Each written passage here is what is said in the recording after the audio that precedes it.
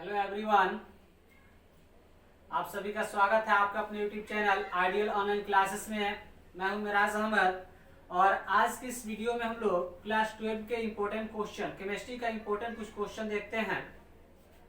और जो भी क्वेश्चन इसमें बताया जाएगा वो या तो एग्जाम में, पिछले एग्जाम में पूछा हुआ है या पूछने का चांस है, यानी एक तरह से उसको वीवीआई समझ लीजिए, इम्पोर्टेंट क्वेश्चन है।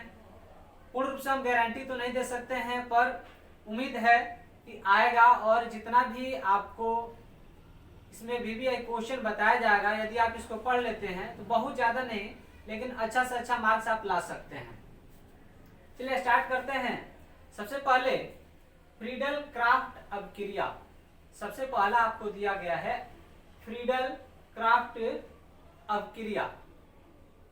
देखिए पूछा हुआ क्वेश्चन है फ्रीडल क्राफ्ट अभिक्रिया, इससे पहले पूछा हुआ 2018 में शायद ये क्वेश्चन पूछा हुआ है कि फ्रीडल क्राफ्ट अभिक्रिया से आप क्या समझते हैं।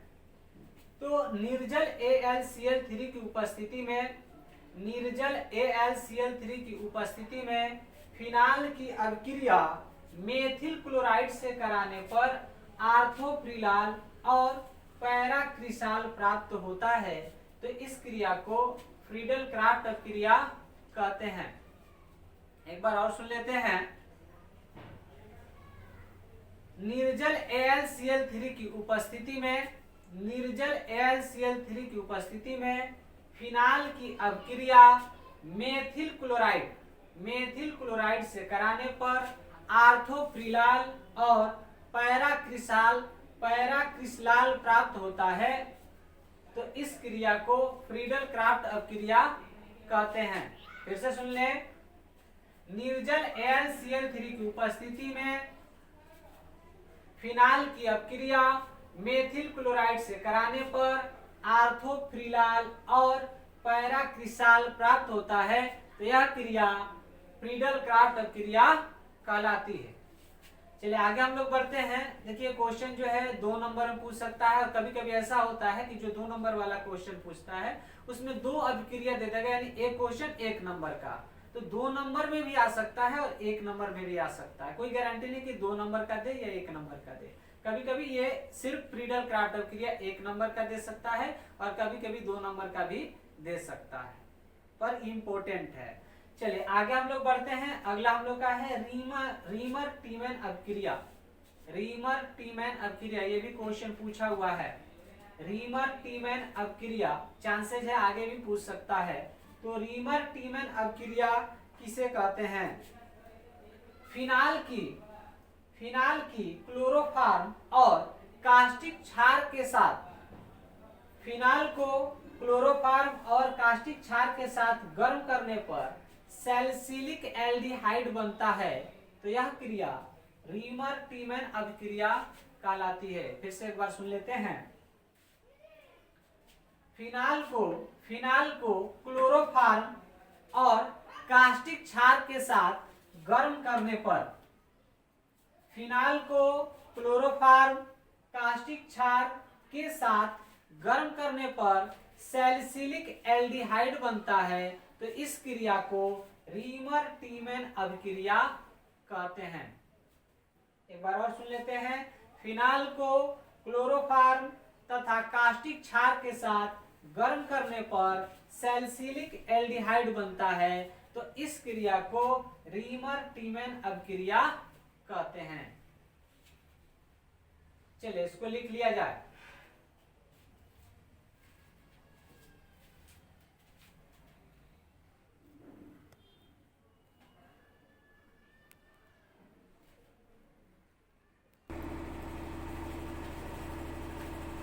नेक्स्ट हम लोग का है युग्मन अभिक्रिया। नेक्स्ट हम लोग का अभिक्रिया है युग्मन अभिक्रिया। Diazonium lover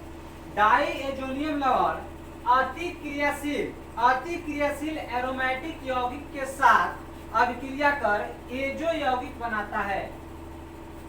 diazonium lover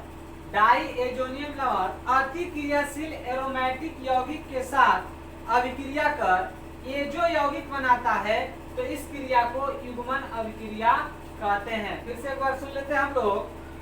diazonium लवण अति क्रियाशील एरोमेटिक यौगिक के साथ अभिक्रिया कर एजो यौगिक बनाता है, तो इस क्रिया को युग्मन अभिक्रिया कहते हैं। चलिए इसको नोट कर लीजिए।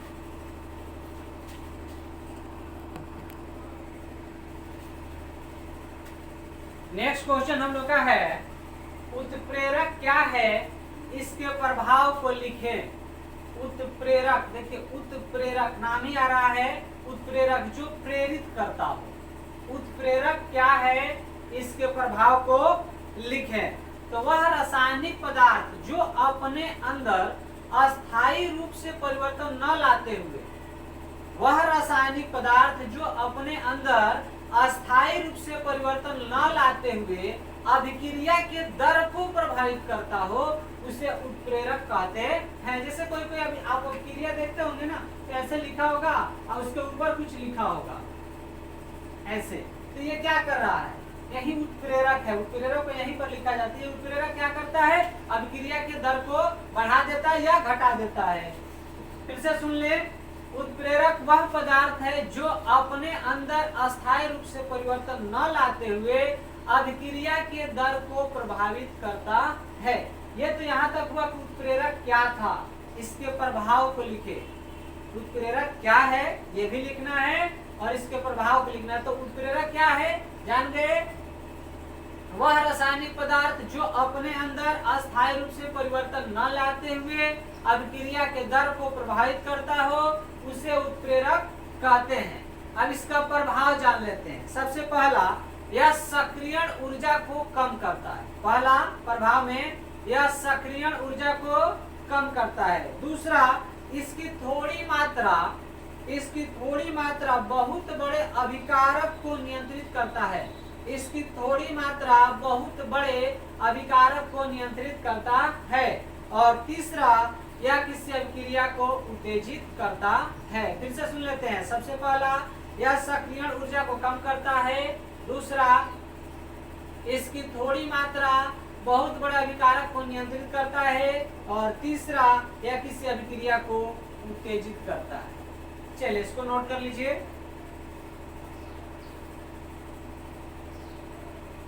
चलिए नेक्स्ट क्वेश्चन है, अपोहन क्या है। ये क्वेश्चन भी पूछा हुआ है, अपोहन क्या है। तो कोलाइडी विलयन को जंतु झिल्ली से बने थैले में भरकर, कोलाइडी विलयन को जंतु झिल्ली से बने थैले में भरकर ताजे जल में लटकाया जाता है, जिससे वैद्युत अपघट्य के कण निकल जाते हैं एवं थैले में कोलाइड विलयन बचा रहता है, तो इसे अपोहन कहते हैं। फिर से एक बार सुन लेते हैं।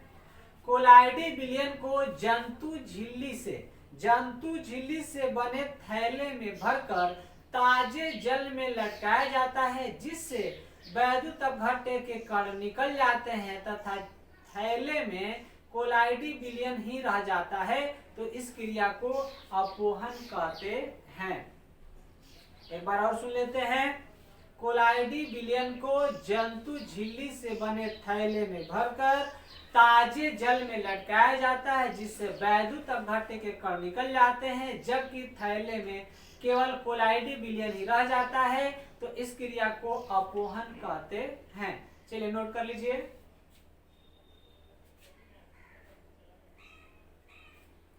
नेक्स्ट क्वेश्चन हम लोग का है, इमल्सन क्या है, उदाहरण के साथ इसका प्रकार बताएं। इमल्सन क्या है, उदाहरण के साथ इसका प्रकार बताएं। तो जिस कोलाइड के परिक्षित प्रावस्था और परिक्षेपण माध्यम, जिस कोलाइड के परिक्षित प्रावस्था और परिक्षेपण माध्यम दोनों द्रव हो, उसे इमल्सन कहा जाता है। देखिए ये भी क्वेश्चन पूछा हुआ है, फिर से एक बार सुन लेते हैं। जिस कोलाइड के परिक्षित प्रावस्था और परिक्षेपण माध्यम दोनों द्रव हो, तो उसे इमल्सन कहा जाता है। अब ये करा कि उदाहरण के साथ इसको समझा दे, बता दे। तो जल का तेल में पायस, पहला लिख सकते हैं जल का तेल में पायस जैसे दूध, और दूसरा लिख सकते हैं तेल का जल में पायस जैसे मक्खन। एक बार इसको फिर से मैं बता देता हूं इमल्सन के बारे में। जिस कोलाइड के परिक्षित प्रावस्था और परिक्षेपण माध्यम दोनों द्रव हो तो उसे इमल्सन कहा जाता है। अब दो उदाहरण देना था, तो एक आपका हो जाएगा जल का तेल में पायस जैसे दूध, और दूसरा हो जाएगा तेल का जल में पायस जैसे हो जाएगा मक्खन। चलिए इसको लिख लीजिए। अगर वीडियो अच्छा लगा हो तो लाइक कर दीजिए, साथ ही साथ शेयर करें, और अगर चैनल को सब्सक्राइब नहीं किया है तो चैनल को सब्सक्राइब कर लें। Thank you.